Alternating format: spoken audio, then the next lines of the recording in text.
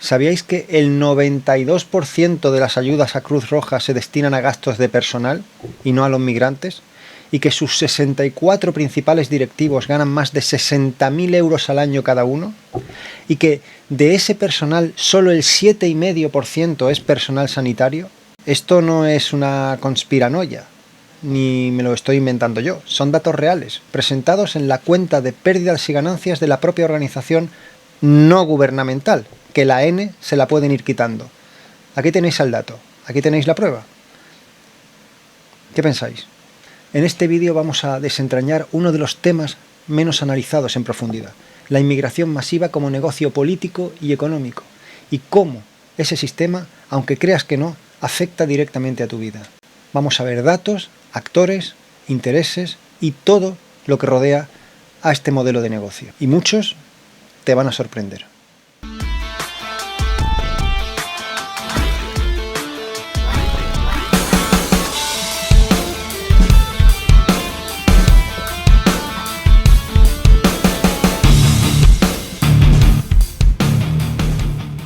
Bajo el discurso oficial de la solidaridad, la gestión de la inmigración masiva ha generado un ecosistema de intereses económicos, políticos e ideológicos que convierte el caos migratorio en una millonaria fuente de ingresos. Y en todo este tablero, el inmigrante no es el protagonista, sino la mercancía. La gestión migratoria parece estar secuestrada por una trama de intereses opacos: las mafias en origen, la burocracia en destino y, entre medias, una red de subvenciones donde los más necesitados, entiéndase, los más beneficiados, parecen ser los propios gestores. Pero empecemos por el principio: el marco económico, el dinerito, los millones que se reparten en este concepto. A ese respecto existe a nivel europeo los llamados fondos FAMI. El fondo FAMI es el Fondo de Asilo, Migración e Integración, que se suele asignar por sexenios. Hubo una asignación en el sexenio 14-20, 2014-2020, de aproximadamente unos 1.000 millones de euros que se reparten entre los países que suelen tener esta problemática más acentuada. Los países europeos, que suelen tener la inmigración como un problema nacional o como una cuestión a atender. Y en función de la importancia que tengan cada uno de esos países, se reparte ese fondo. España ya fue, y lo sigue siendo, uno de los países más beneficiados de ese fondo. Y hay países en Europa que lo han rechazado, como Hungría y Polonia, porque ellos consideran que afecta a su propia soberanía. Sin embargo, España, todo lo contrario. España es una de las mayores beneficiarias de ese fondo. Recibe en la actualidad, que por cierto, os he dicho que en el sexenio 14-20 el importe fue de unos 1.000 millones, si no recuerdo mal, unos 1.020 millones de euros, y actualmente en el sexenio 21-27 el importe prácticamente se ha duplicado. Imaginad si esto, iba a decir, es un negocio. De momento vamos a decir si da pie para formar o para montar un negocio. De los 1.000 millones pasamos a 1.960 millones de euros, prácticamente el doble de lo asignado en el sexenio anterior. Y España sigue siendo una de las mayores beneficiarias de ese fondo. Hasta el 25%, redondeando, de esa cantidad es la que recibe España para la gestión de la inmigración en el país. Es una cifra muy importante y en torno a la cual, vamos a verlo a continuación, se congregan muchos intereses de todo tipo, económicos, pero también políticos y también ideológicos, en torno a esa cifra, en torno a ese dinero que es bastante suculento y bastante lucrativo, si se quiere utilizar para bien propio de personas que quizá no tengan tanto corazón o tanta solidaridad como quieren hacer ver. Ese es el marco económico. Esos fondos FAMI, esa asignación presupuestaria a nivel europeo, en la que España, ya digo, tiene una participación, pues podríamos decir mayoritaria, en el sentido de que un solo país recibe el 25% de esos fondos. Eso es una participación mayoritaria, se podría considerar. En segundo lugar están las ONGs, que son como la clave del engranaje de todo este sistema, pues como Cruz Roja, que es la principal, pero luego ACCEM, CEPAIM, otras organizaciones de menor calado, CEAR, que es la Comisión Española de Ayuda al Refugiado, hay organizaciones que se dedican que están en torno a este ecosistema y que tienen una participación muy importante y que son las que al fin y al cabo llevan a cabo esta gestión por orden o con ayuda, vamos a decirlo así, del propio gobierno. Por tanto, eso de ONG, desde el momento en que tú recibes subvenciones y subvenciones tan millonarias, quizá no sea tan no gubernamental, puesto que casi toda tu subsistencia depende de esos fondos públicos. Fondos públicos que, como os he dicho al principio, en el caso concretamente de Cruz Roja, van a parar en gran parte a sueldos de los altos cargos de esas organizaciones. ¿Dónde está la solidaridad si tú te pones un sueldo de 60.000 euros al año y se supone que todo eso es para ayudar a la gente necesitada? Pero luego te van por la calle, te ponen una pegatina o te dicen que colabores con lo que puedas. Pero si tú estás ganando un dinero como si fueras un ministro en una organización no gubernamental que se supone que es para ayuda a los necesitados. Esto creo que es bastante grave, sinceramente, bastante grave.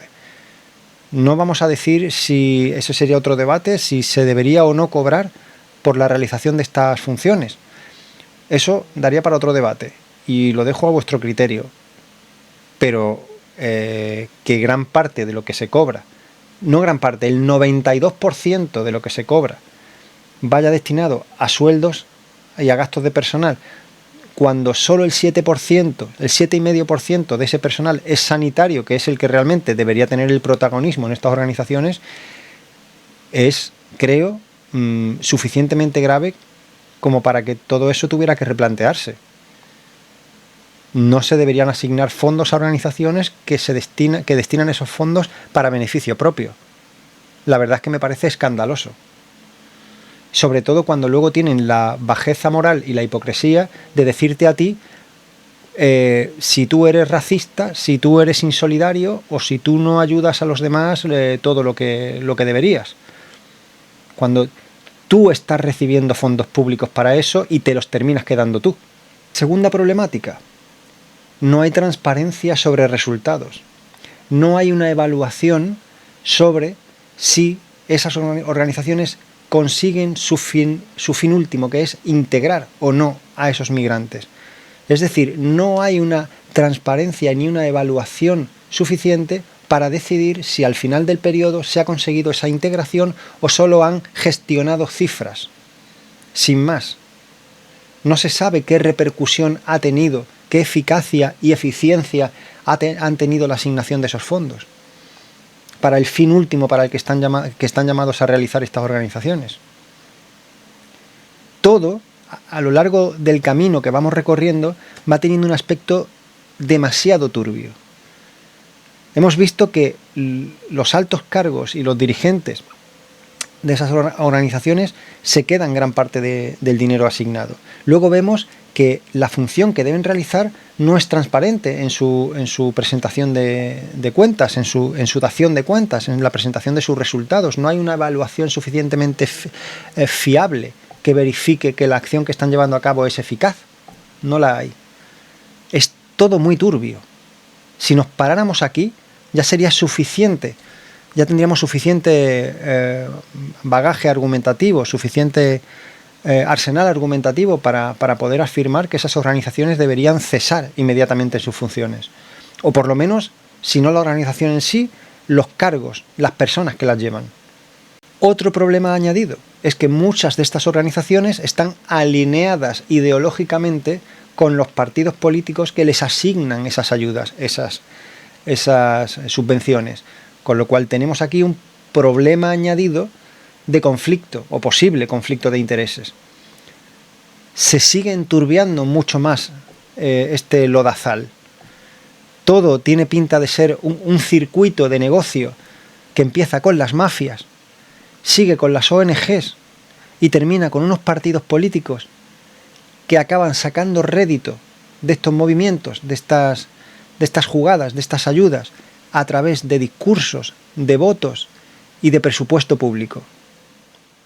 Otra pata de todo este sistema son los menas. Los menas, que ahora, a raíz de estos incidentes que están ocurriendo en diferentes puntos de España, han salido cifras que ya se habían publicado anteriormente, pero a las que casi nadie había hecho caso. ya se ha visto que muchos MENAs tienen, cuando echas cuentas, una asignación aproximada de entre 5.000 y 6.000 euros mensuales. Cada MENA, lo que cuesta, no solo una ayuda, una asignación económica que se le da para su propia subsistencia, que a veces puede ser incluso superior al sueldo de un trabajador español. No es como la ayuda, ¿no? La ayuda que se da a las personas que están desempleadas. No, es como el equivalente a un sueldo, aunque no trabajen y aunque acaben de llegar. Pero no solo el sueldo, sino todo lo que cuesta, todo el gasto que implica, pues el personal que hay alrededor, desde traductores, sanitarios, trabajadores sociales, todo el personal, psicólogos, el personal que está o que gira en torno a esos centros de MENAs, albergues, hoteles o lo que sea. Todo eso genera un gasto que, si se imputa a cada MENA, pues da en torno a eso, a unos 5.000, vamos a ir en plan conservador, unos 5.000 euros mensuales. ¿Os imagináis? Cada uno de vosotros con 5.000 euros mensuales. Y sin embargo acaban de llegar, no están aportando nada al sistema, están detrayendo del sistema. ¿Es esto racismo o es esto tener calculadora? Os voy a presentar ahora un gráfico donde se ve el número de MENAs en cada comunidad autónoma. Y ya veis que algunas son las que tienen mayor protagonismo, como Andalucía, Valencia, Madrid, Barcelona, Cataluña. Son cifras muy importantes. Dejadme mirarlas un segundo. En Canarias es la primera, la punta de lanza, 5.800 MENAs. Andalucía, 2.615. Madrid, 2.442. Y así podemos seguiros. Claro, si hacemos el sumatorio o el cálculo, si en Canarias hay 5.800 MENAs y cada uno de esos tiene asignado unos 5.000 euros, son 29 millones de euros al mes. Es decir, 348 millones al año. Esa gestión se externaliza a entidades privadas u ONGs que hacen negocio con el cuidado de estos menores, cuidado entre comillas. Y estos datos que os comento son del Ministerio de Juventud e Infancia del año 2024, del año pasado. Pero vamos, que ahora mismo estamos igual o peor. Entonces,